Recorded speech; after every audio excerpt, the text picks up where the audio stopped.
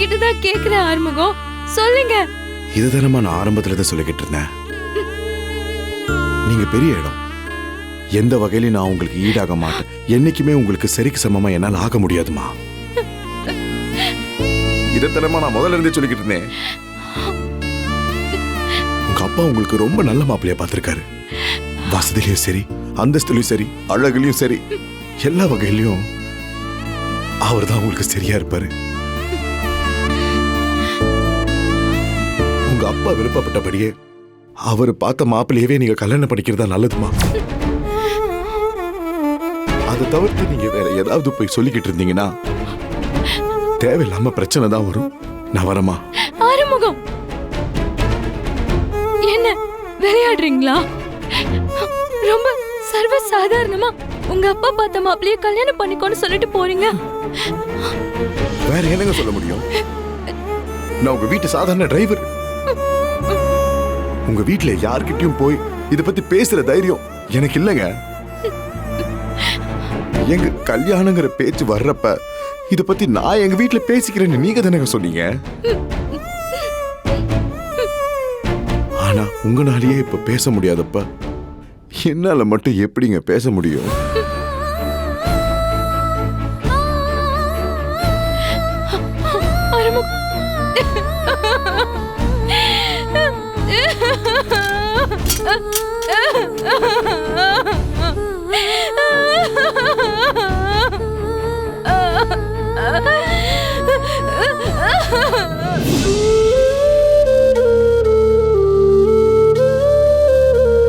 மழை பெஞ்சு இப்பத்தான் விட்டுருக்கு.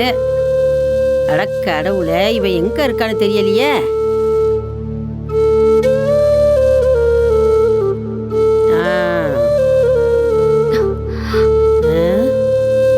ஏய் அம்மாச்சி, நினைச்சேண்டி மழை பெஞ்சுக்கிட்டு இருக்க, இன்னைக்கு இவ எப்படி நனையாம வருவா, நனைஞ்சு தொப்பலாத்தையும் வரப்போறான்னு நினைச்சேன்.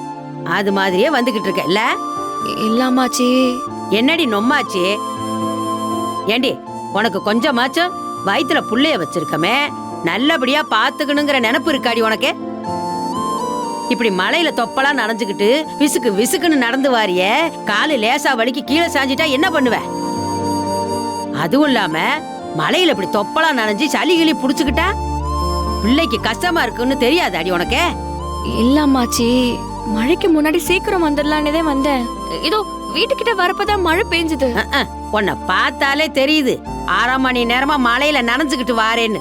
இப்பத்தே நனைஞ்சேன்னு என்கிட்ட போய் சொல்றியா?